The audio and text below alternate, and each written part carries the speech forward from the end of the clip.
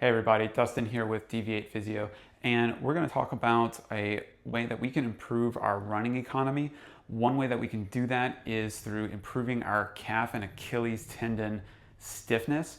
So when we think about running and the role that our calf muscles play, our calves produce about 50% of the power that we're generating when we're actually out there running. So the calf muscle is critically important in our running economy and how efficient we're going to be when we're out there running. And a essential concept of that is that our calf and Achilles store energy every time that our leg is kind of behind us and right before we push off, right? And that calf muscle is stretched out. And we can influence the stiffness of that whole unit based on, of course, our run training, but then also some of the strength work that we decide to do when we're not running, right? So the way that you want to think about this analogy when it comes to the elasticity of our tendon and muscles is we can use a rubber band, right? We can think of a rubber band. And so I have here just this little tiny rubber band. And of course, if I stretch this guy out, right, it doesn't require a lot of effort or force for me to stretch this out. And then if I release it, there's a little energy there, but not a whole lot. I'm not going to be causing any harm here by releasing this rubber band. But if I take a bigger rubber band or one of our thick kind of power bands and I stretch this guy out and then release it, right? That's a good bit of energy there. That's not going to feel very good if I pop myself with this. So we can appreciate that the power band is much thicker than the small rubber band, right? So more energy is able to be stored and then released in this thicker band. So I want you to think of your Achilles tendon almost as a rubber band, right? It has that property. And this plays a critical role in the power transfer and how much energy is required and oxygen is required from us when we're running, right? If I store more energy in my Achilles tendon, then it's released passively, which means that's free energy leading to forward momentum, right? Which is going to overall make the effort or the oxygen cost of my running lower. It's going to be easier at the same pace is what that means, okay?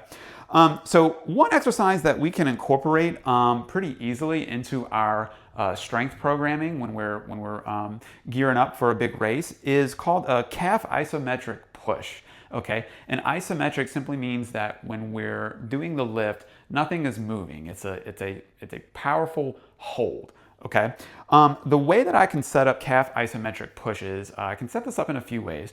I can go into the gym and get on the leg press machine. Okay, and I can just load it up and do a single leg kind of heavy push on the leg press machine. Okay, and the way that I want to do these is I can want to push really hard, about 80 to 90% of our max effort.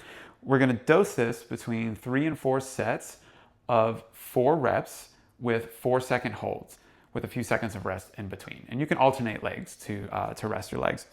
And I can use the leg press machine. I can also get into a Smith machine or any squat rack, and I can get under a barbell, okay? And the important thing is as I go into my calf raise push, nothing is moving. The bar is not moving.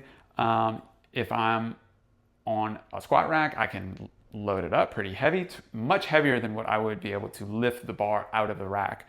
And then the thing about this exercise is it shouldn't create a lot of muscle soreness. So it really shouldn't affect our ability to continue with our run training, right? Or our run volume or intensity.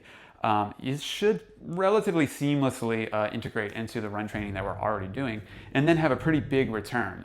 There's a potential for around a 4% increase in our running economy if we integrate this exercise. Now you want to give it some time, 2 to 3 days a week is about how often we want to do this. And then we want to give it about 6 to 8 weeks before we would expect to see a big change, right? Changes in tendon stiffness and calf strength, these are things that can take weeks. So this isn't this big get-rich-quick scheme with this exercise. It will take time for this to kind of fully integrate and feel that benefit of this exercise. Now, we'll say if we're getting close to a big race, maybe we want to take that volume down a little bit to 1 or 2 days a week as we do get closer to the race. But this is something that we can do pretty much year-round throughout our run training and again, not have a big issue with soreness. So tendon stiffness, elasticity, improving our run economy. Like I said, there's other exercises that we can incorporate as well, but this is just one example that's kind of quick and easy. So be on the lookout for more content coming from Deviate, and we'll see you out there.